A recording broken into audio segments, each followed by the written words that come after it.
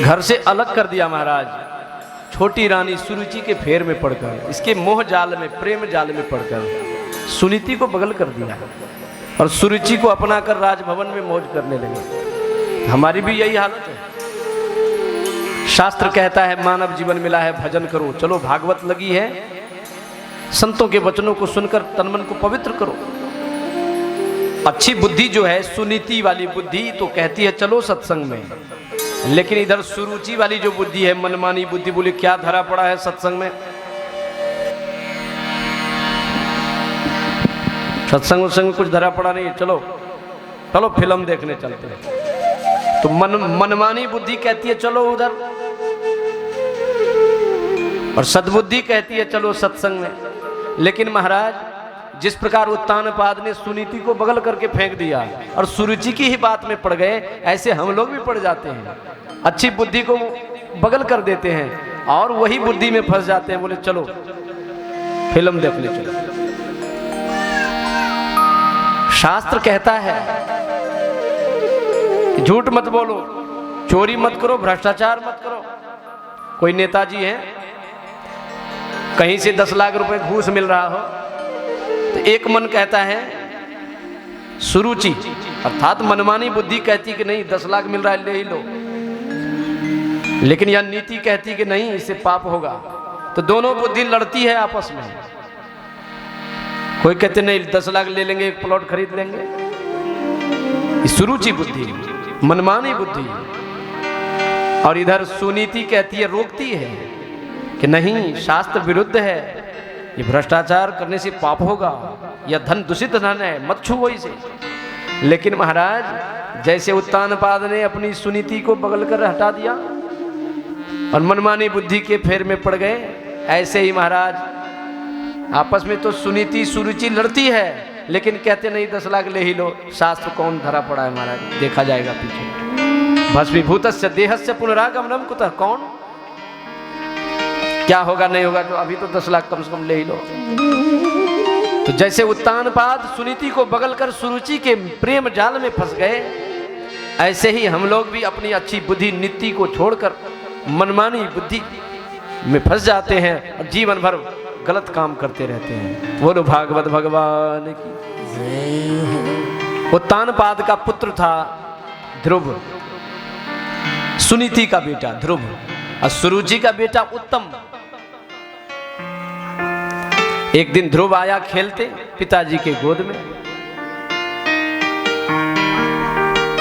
पिताजी के गोद में जैसे ध्रुव बैठना चाहा, सुरुचि ने बांह पकड़कर मारा, झपट्टा नीचे गिरा दिया। बोले चल हट, नालायक कहीं के, इस गोद में तू बैठने लायक नहीं, इस गोद में मेरा बेटा उत्तम बैठेगा। अब तो ध्रुव जैसे छोटा सा नाग फुफकारता है, ध्रुव फुफकारने लगा, रोने लगा। बोले मैया पिताजी हैं, पिताजी की गोद में मुझे बैठने दो ना। बोले नहीं, जिस दिन मेरे कोख से पैदा लेगा, जा भगवान की तपस्या कर। भगवान जब प्रसन्न हो जाए, वरदान मांगने के लिए बोले, तो वरदान में मांगना कि हे प्रभु मुझे सुरुचि माता के पेट से पैदा करना, और जब मेरे कोख से पैदा होगा तब इस गोद में बैठना। अब तो इतनी लंबी चौड़ी शिक्षा दे दी। तो महाराज ध्रुव तो रोते रोते गए अपने माँ के पास सुनीति, और ध्रुव को रोते हुए देखा। मैया दौड़कर सीने से लगाए, बोले बेटा बोल क्या हुआ है। अब तो कुछ देर खूब रोया है। कोमल बुद्धि होती है बच्चों की, तुरंत रो पड़ता है, तुरंत चॉकलेट दो, तुरंत दुश्मन की गोदी में भी खेलने लगता है। तो ध्रुव रोया है। तब रोते रोते कहा, देखो ना मैया, मेरी माँ ने,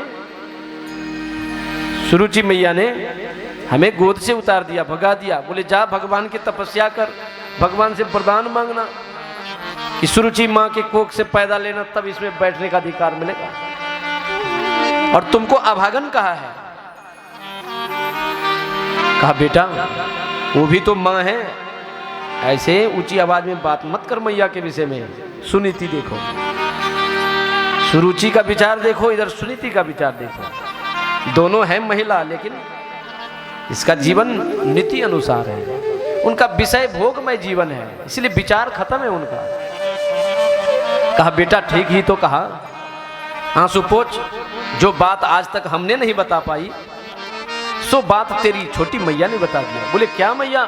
वो मुझे डांट रही है, तू उसी का अनुमोदन कर रही है? बोले हाँ, मैंने तो तुझे तेरे पिता के गोद में भी नहीं बिठा पाया, लेकिन उस माँ ने तो तुझे परम पिता की याद दिला दी है, जा तपस्या कर।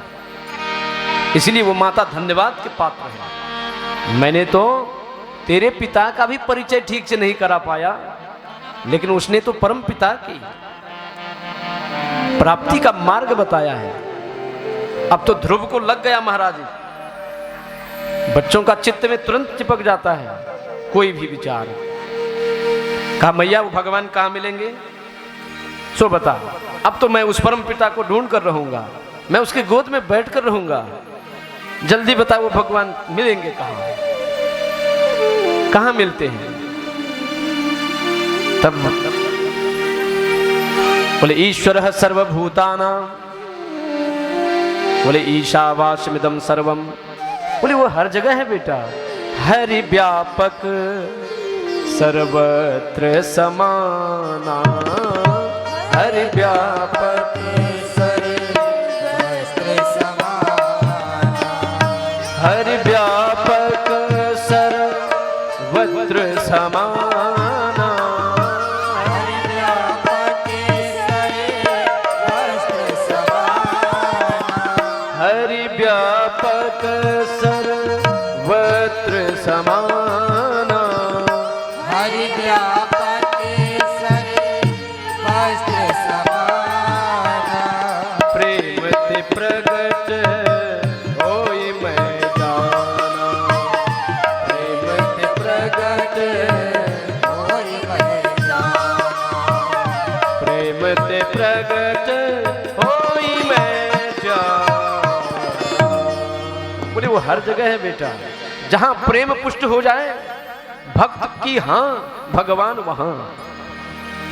अब तो महाराज ध्रुव निकल गए, छोटा सा बालक, धोती पहना हुआ, उस जमाने में की परंपरा, छोटा सा धोती पहने निकल गए। सुंदर सुकोमल सुकुमार राजकुमार निकल गए श्री हरि की खोज में। अब श्री हरि नारायण से कौन सी बात छुपी, भगवान देख रहे हैं बैकुंठ से, आहा मेरा छोटा सा नन्हा सा भक्त मुझे प्राप्त करने के लिए दौड़ रहा है। तो भगवान को उसी समय आ जाना चाहिए था, लेकिन भगवान नहीं आए। किनको पठाया है? देवर्षि नारद जी को। यहाँ संकेत मिलता है कि बिना गुरु की कृपा से भगवान दर्शन नहीं देते हैं। भक्त छोटा सा है, बच्चा है, ये चाहते तो नारायण तुरंत प्रकट हो जाते हैं, लेकिन भगवान ने कहा देवर्षि जाइए मार्गदर्शन कीजिए, मेरा छोटा सा लाल मुझे प्राप्त के लिए आ रहा है। बोल भागवत भगवान की जय हो। थोड़ा और बोल,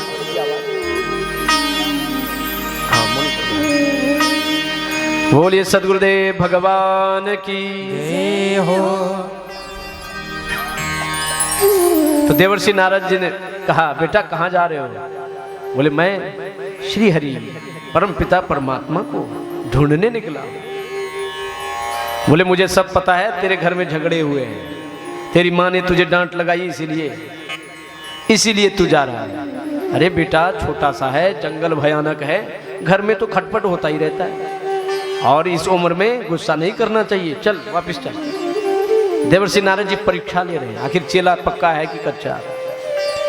कहा बाबा अब ये लाल वापिस होने वाला नहीं है, बताना हो तो वह बताओ कि मेरे हरि कहाँ मिलेंगे, मैं वापिस नहीं जाऊंगा।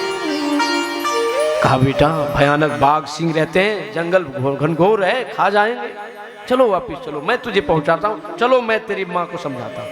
बोले नहीं गुरुदेव, बताना हो तो हरि का मार्ग बताओ। तो बाबा ने सोचा पक्का चेला हाथ लग गया है, तुरंत जमुना में स्नान करा के और महाराज मंत्र दिया है, गुरु मंत्र, और जाकर मधुवन में ध्रुव ने तपस्या कर,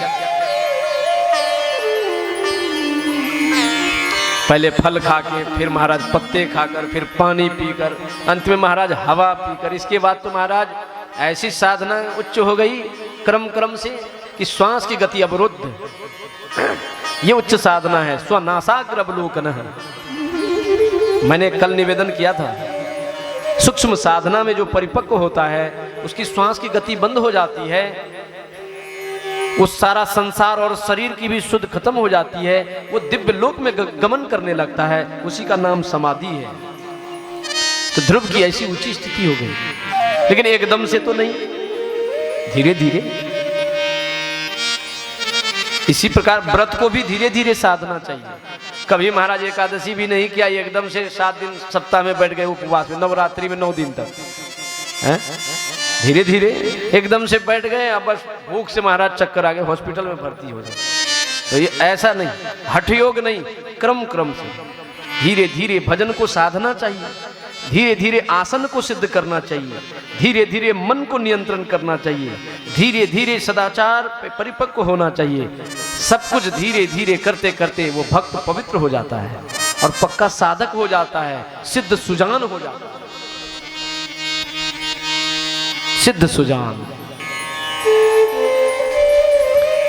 तो ध्रुव की साधना पूरी हुई, भगवान प्रकट हो गए महाराज।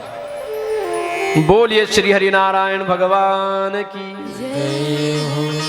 ध्रुव आंख बंद किया हुआ है, भगवान ने शंख कपोल पर स्पर्श कराया है, ध्रुव की आंखें खुली है। अब ध्रुव बच्चा है, क्या स्तुति श्लोक क्या गाएंगे? भगवान ने जो कपोल में जो शंख स्पर्श कराया, तो महाराज अब वो स्तुति गान करने लगे। भगवान चाहे तो मुंह कम करोति वाचालम पंगुम लंघ्यते गिरिम यत् कृपाते हम वंदे परमानंद माधवम। भगवान मूकम करोति वाचालम, गूंगे को भी वाचाल बना सकता है।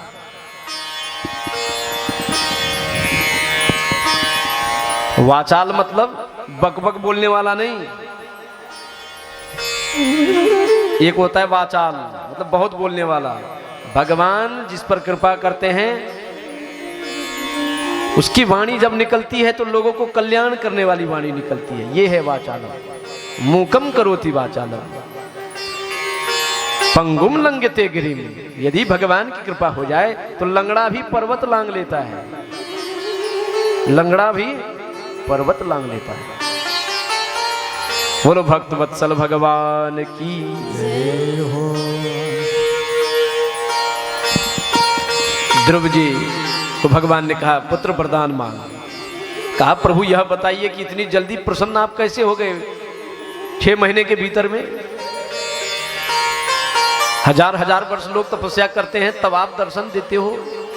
कितने तो गुफाओं कंदराओं में कितने जन्म हो चुके हैं महाराज, लेकिन मुझे प्रभु इतनी दया। बोले ध्रुव नहीं जानता, इधर देख देख देख, सर घुमा के देख, इधर उत्तर की ओर देख। देखा विशाल पहाड़ है, हड्डी का पहाड़। बोले प्रभु ये अस्थियों का पहाड़ ये क्या है? बोले ये सब तुम्हारी ही हड्डी है। बोले कई जन्मों से तू मेरी तपस्या कर रहा है, इस जन्म में तेरी तपस्या पूरी हो गई, इसलिए मैं शीघ्र दर्शन दिया। इसलिए महाराज जीव की भक्ति, भक्त की तपस्या तुरंत सिद्ध नहीं होती है, क्योंकि भगवान को प्राप्त होने के बाद और कुछ पाना ही बाकी नहीं रहता, वो परम लाभ है। इसलिए इतने बड़े लाभ के लिए महाराज बहुत तपस्या करनी पड़ती है, मेहनत करनी पड़ती है, साधना करनी पड़ती है। अरे बाबा 5 रुपया अभी मैं मांगूंगा आपसे तो कहीं झोली में हाथ देंगे, निकाल कर हमको दे देंगे, लीजिए बाबा। 5000 मांगूंगा तो अंदर के पैकेट में हाथ देंगे तो निकल भी सकता है। अब 5 लाख मांगूंगा तब बोले बाबा यहाँ नहीं, अभी घर जाने दीजिए, व्यवस्था करने दीजिए। रुपया बढ़ रही है तो मेहनत भी। अब 5 करोड़ की बात आ जाए तब बोले यहाँ नहीं, मलेशिया दुबई कतार जाने दीजिए, तब होगा। अब मलेशिया दुबई कतार गए तब बीवी भी छूट गई, नई दुल्हन विवाह करके लोग लाते हैं, चले जाते हैं मलेशिया, नहीं जाते। तो पैसा अधिक मूल्य कमाने के लिए पत्नी का भी त्याग, बच्चों का भी त्याग, घर परिवार का भी त्याग, समाज का भी त्याग, देश का भी त्याग, तब महाराज जाके विदेश में तब नोट कमाते हैं। तो मैं यह इसलिए बता रहा हूं कि संसार के ये मूल्य है, ये नोट में जो बहुमूल्य ये नोट है, इसको कमाने के लिए हमको सब कुछ त्यागना पड़ता है ना। घर परिवार, माँ बाप, फेसबुक से मैया बहुत तेरे दर्शन के बिना मैं तड़प रहा हूँ मैया, लेकिन क्या करेगा बेटा, और जितना 2 साल रहा तो और 3 साल रह ले, गरीबी टल जाएगी। तो पैसे के लिए सब कुछ त्याग, और उस परम पिता परमात्मा के लिए कुछ भी त्याग नहीं। ऐसे ही भगवान मिल जाएंगे? नहीं। जब नोट के लिए महाराज देश भी त्याग कर देते हो, तो उस परम पिता परमात्मा को पाने के लिए सोचो कितनी त्याग की आवश्यकता है। जिसके जीवन में ईश्वर की कृपा हुई है, उसके जीवन में सबसे पहला त्याग देखा जाता है। भगवान बुद्ध को कौन चीज की कमी थी, लेकिन 12 बजे रात में विशाल चक्रवर्ती सम्राट का पुत्र था, निकल गए। विश्व सुंदरी पत्नी थी, त्याग कर दिया। राहुल बेटा था, त्याग कर दिया। एक कटोरा लेकर जंगल में भीख मांगते थे, है ना। बिना त्याग से तपस्या सिद्ध नहीं होती है। बोलिए भागवत भगवान की। तो एकदम से त्याग भी नहीं, धीरे धीरे क्रम क्रम से ये सिद्ध होने की चीज है। बोलिए भागवत भगवान की जय हो। ध्रुव गया घर, बोले जा ध्रुव,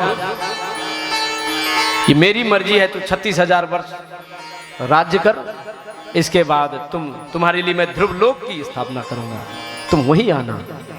तो ध्रुव के लिए अलग से लोक निर्माण किया महाराज। अंत में जब ध्रुव जाने लगे, विमान में बैठकर जब जाने लगे, तो पार्षद से ध्रुव ने कहा कि रथ रोको, रथ रोको, मुझे स्वर्ग नहीं जाना है, मुझे ध्रुव लोक नहीं जाना है। बोले क्यों महाराज? बोले जिस मैया ने मुझे जन्म दिया, जिस मां की कृपा ने आज मैंने श्री हरि को प्रकट किया, जिस मां ने मुझे जन्म दिया, जिसने मुझे पाला, उसी की कृपा से आज मैं ध्रुव पद को प्राप्त करने जा रहा हूं। वो मैया मेरी धरती में रहेगी और मैं जाऊंगा ध्रुव लोक। नहीं, वापिस करो, विमान वापिस करो। ये बेटा का धर्म। कुछ भी खाने से पहले मां की याद आनी चाहिए आपको, कुछ भी पहनने से पहले पिता की याद आनी चाहिए, माँ बाप की याद आ जानी चाहिए। कुछ भी सुंदर चीज हाथ में मिले, ओहो, माँ बाप की याद आ जानी चाहिए। तब ये है पुत्र धर्म, क्योंकि उससे बढ़कर कोई देवता तो आपके लिए है ही नहीं। ध्रुव को याद आ गई, बोले नहीं रोको, मैं नहीं जाऊंगा, मेरी मां पीछे और मैं ध्रुव लोक को जाऊंगा, नहीं जाऊंगा, रथ वापिस करो। तो पार्षद ने कहा कि हे महाराज, आप बड़े सरल संत हो। जिस घर में, जिस समाज में, जिस माँ के पेट से आप जैसे भक्त प्रकट हो, वो मैया पीछे रह सकती है क्या? वो देखो आगे जो विमान जा रहा है उसमें आपकी माँ जा रही है। कहा क्या मेरी मैया आगे? हाँ। बोले महाराज, आप जैसे भक्त जिस घर में जन्म लेते उसकी तो 21 पीढ़ी तर जाती महाराज, मैया की तो बात ही क्या है। बोलिए भक्त वत्सल भगवान की जय हो। पहले माँ गई है, फिर बेटा। जिस माँ के कोख से भक्त पैदा ले, वो माँ धन्य हो जाती है। धन्या माता पिता धन्यो, धन्यम गोत्रम कुलोद्भवः, धन्या च वसुधा देवी यस्य स्यात् गुरु भक्तता। बोले धन्या माता, वो माता धन्य हो जाती है, पूजनीय है, जिस माँ के कोख से भक्त प्रकट होता है। पिता धन्यो, पिता धन्य हो जाते हैं।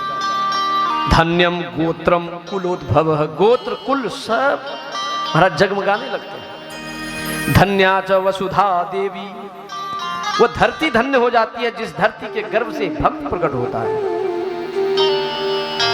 यस्य स्यात् गुरु भक्तता। तो माँओं को ध्यान देना चाहिए। पहले के माताओं ने ही पितामह भीष्म को प्रकट किया था, माँ ने ही हनुमान को प्रकट किया था, माँ ने ही कबीर को प्रकट किया, सूर को प्रकट किया, तुलसी को प्रकट किया। कोई और नहीं, छप्पर फाड़ के ये लोग नहीं आए थे, माँ के पेट से ही आए थे। लेकिन आजकल मैयाओं को क्या हो गया, जो इनके गर्भ से बोतल छाप, चुटकी छाप, जुआरी, शराबी, कवाड़ी ही पैदा होते हैं।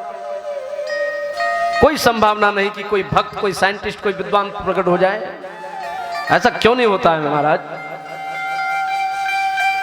जैसे एक साइकिल की गैरेज बनाना हो, जैसे कथा लग रही है तो साइकिल जमा हो तो उसको गैरेज में व्यवस्थापन करने के लिए कितनी जमीन चाहिए?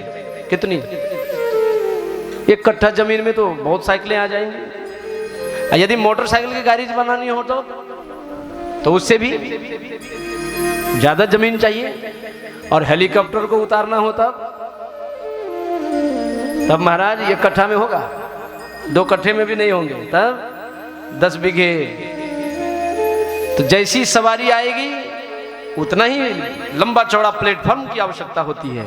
इसीलिए महाराज शराबी, जुआरी, कबाड़ी, भ्रष्टाचारी, लोभी, लालची को पैदा करना हो तो कोई प्लेटफॉर्म की आवश्यकता नहीं है। टीवी देखो, सिनेमा देखो, झूठ बोलो, झगड़ा करो, चोरी करो, सास को पीटो, और उसी पेट से होगा जुआरी, शराबी, कबाड़ी, एक दिन तुझे भी पीटेगा। बोलो जय जय श्री राधे श्याम। तो ऐसे अपवित्र प्लेटफॉर्म से, गर्व से महान पुरुष पर प्रकट नहीं होते। हेलीकॉप्टर को उतारने के लिए बहुत बड़े प्लेटफॉर्म की आवश्यकता होती है। इसलिए महान आत्मा को स्थान चाहिए महान। मां का कोख पवित्र होना चाहिए, हृदय पवित्र होना चाहिए, है ना? ऐसे पवित्र माता की कोख से हनुमान, पितामह भीष्म, सूर, कबीर, तुलसी, जेसस, मीरा, बड़े बड़े साइंटिस्ट प्रकट होते हैं महाराज। ये भी कोई साधारण है क्या साइंटिस्ट लोग? जो मोबाइल हम लोग 10 लाख की मोबाइल, 10 लाख का मोबाइल यदि हाथ में हो, ओ देखो कितना बढ़िया मोबाइल है, दिखाते हैं लोगों को, तो कभी विचार किया है कि बनाने वाला कौन है? बनाने वाला का दिमाग कैसा होगा? वो भी तो मां के पेट से आया होगा। तो ऐसे ऐसे महान पुरुष को अवतार करना हो तो मैया आपको पवित्र बनना होगा। बोलिए भागवत भगवान की जय हो जी। बोलिए सद्गुरुदेव भगवान की।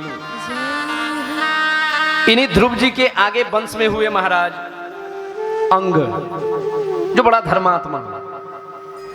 आज हर कथा को मैं संक्षेप में ले जा रहा हूं क्योंकि हम हैं जोगबनी में, अब पहुंचना है कलकत्ता, समझे? आज हमको मथुरा जाना है, आज हमें गोकुल में जाना है, आज भगवान के जन्मोत्सव मनाना है। हम लोगों से पहले इस प्रकृति मनाने का प्रारंभ कर दिया है। 1 बजे कथा शुरू होनी थी, कितनी भीषण बारिश हुई, बादल उमड़ घुमड़ के आ गए, है ना? बारिश होने लगी, हवा चलने लगी। ये क्या है? शास्त्र बार बार कहता है क्या? भगवान अजन्मा है ना? तो आज जन्म लेने वाले हैं। शास्त्र कहता है भगवान असीम है, लेकिन आज सीमित होने वाले हैं। इसीलिए भगवान के विषय में शास्त्र कहता है देश काला विमुक्तोस्मि। वो देश काल से परे हैं, लेकिन आज देश और काल के अंदर में आने वाले हैं। इसीलिए काल, देश, प्रकृति, मौसम सब खुश है, क्योंकि आज भगवान को हम लोग बांधने वाले हैं। भगवान से ये आकाश प्रकट हुए, भगवान से ये हवा प्रकट हुए हैं, भगवान से ये देश स्थान प्रकट हुए हैं। भगवान इन सबसे परे हैं, लेकिन आज प्रकृति बड़ी खुश है, क्योंकि आज परे भगवान भी हम लोगों के बस में आने वाले हैं। आज माँ के गर्भ में आने वाले हैं। आज किसी के ढकिया में हमको, है ना, इस गांव से उस गांव ले जाने का अवसर मिल रहा है, घूमने का अवसर। इसलिए प्रकृति भी खुशी मनाने लगे 1 बजे से पहले। मैंने कहा कि ये तो गजब हो गया भाई। किसी ने कहा कि ये देखो आज तो कथा गड़बड़ हो गई। मैंने बोला गड़बड़ नहीं हुई, थोड़े देर में बिल्कुल बढ़िया होगा। ये उत्सव मनाने के लिए आए हैं। बोलिए वृंदावन बिहारी लाल की जय हो। धर्मात्मा राजा अंग, लेकिन उनका बेटा हो गया नास्तिक बेन। जब वो राजा बन गया, पिताजी को धक्का मार के जंगल भगा दिया। नास्तिक बेटा ऐसे होते हैं। तो बेन हो गया राजा, तो घोषणा कर दिया न यष्टव्यम न दातव्यम न होतव्यम ध्वजा कुचित। बोले अब यज्ञ, हवन, पूजा पाठ, कीर्तन सब बंद करो, ये सब ढकोसला है, बंद करो। अब पूजा ही करना हो तो बेनाय नमः स्वाहा करो, मेरे नाम से पूजा करो। संतों को गुस्सा ये सब समझाने के लिए आए, बोले राजा ऐसा मत करो। इस प्रकार से राजा यदि नास्तिक हो जाए तो बड़ा प्रलय हो जाता है। तो संतों को भी डांट लगाया, बोले भगवान को अभी तक देखा नहीं है, उसी के पीछे पागल बने डोलते हो, जीता जागता भगवान मैं हूं, मेरी पूजा कर। तब तो महाराज संतों को क्रोध आया, हाथ में जल लेकर महाराज श्राप दिया कि उसी समय बेनाई स्वाहा हो गया, शरीर धड़ाम से गिर गया, प्राण पखेड़ू उड़ गए। तो उस समय राजतंत्र था, राजा तो चाहिए। अब राजा कहां से लाए? सब महात्माओं ने उसी बेन के शरीर को मंथन किया है। जैसे मंथन किया महाराज, उसी से प्रकट हुए साक्षात नारायण पृथु जी महाराज। बोले पृथु भगवान की। पृथु जी महाराज प्रकट हुए, सभी प्रजाएं जिंदाबाद जिंदाबाद जिंदाबाद के नारे लगाने लगे। बोले महाराज की जय हो। बोले रुको, जिंदाबाद के नारे मत लगाओ, अभी तक हमने कुछ किया नहीं, बस जिंदाबाद जिंदाबाद शुरू। कुछ करने धरने दो, सेवा तो अभी हमने करी नहीं। अब पहले से जिंदाबाद आप माला पहना दोगे तो फिर काम धाम कुछ नहीं होगा, हो कि नहीं? इलेक्शन में लोग जब जीतते हैं देखते हैं जिंदाबाद जिंदाबाद, इतने फूल बरसाते हैं कि आंख भी नहीं दिखती, बस उसी में वो गदगद हो जाते हैं, अब काम धाम सब खत्म।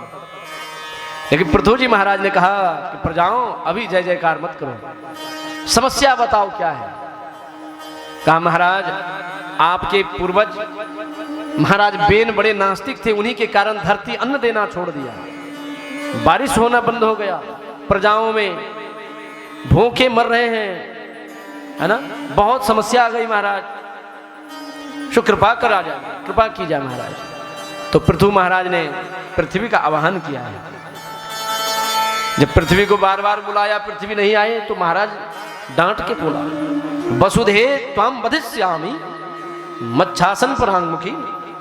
बोले पृथ्वी वसुधे मैं तुझे मार डालूंगा, तूने मेरी बात की अवज्ञा करी है। तुरंत पृथ्वी मैया गौ के रूप धारण कर प्रकट हो गई। बोले महाराज इसमें हमारी गलती नहीं है, ये तो आपके पूर्वज में नास्तिक प्रकट हो गए थे, इसीलिए हम सभी रत्नों को छुपा लिए थे। राजा नेता जब नास्तिक हो जाए तो देश में अमंगल होता है, प्रजा दुखी होती है।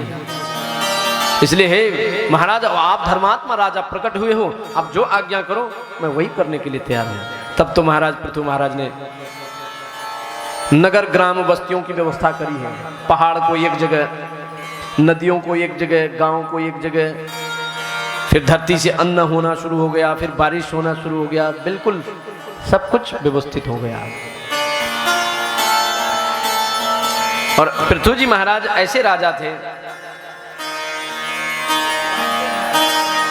दिन में तो राजकाज करते थे, शाम को सभी प्रजा को सत्संग सुनाते थे, स्वयं धर्म का उपदेश देते थे।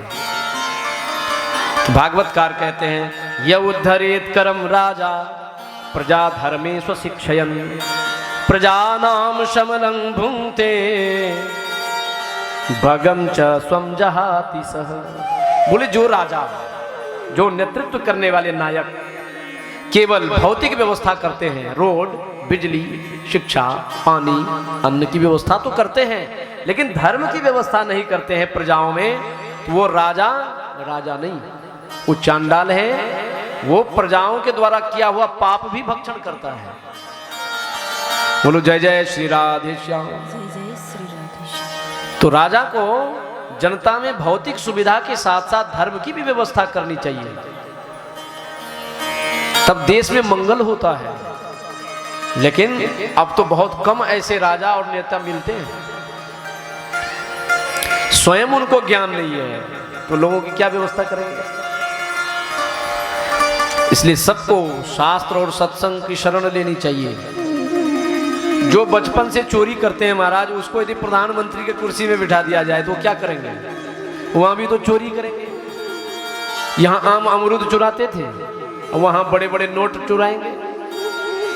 इसलिए बचपन से यदि सदाचार का संस्कार, धर्म का संस्कार, दान का संस्कार, परोपकार का संस्कार यदि जीवन में रहेगा, तो वो व्यक्ति यदि जाकर के यदि प्रधानमंत्री की कुर्सी में बैठ जाए तो वहां भी वो वही करेगा, क्योंकि आदत है परोपकार करने की, आदत है सेवा करने की, इसलिए बचपन से ही राजा को चाहिए शिक्षा पद्धति में, स्कूल में ही धर्म की भी नीति की शिक्षा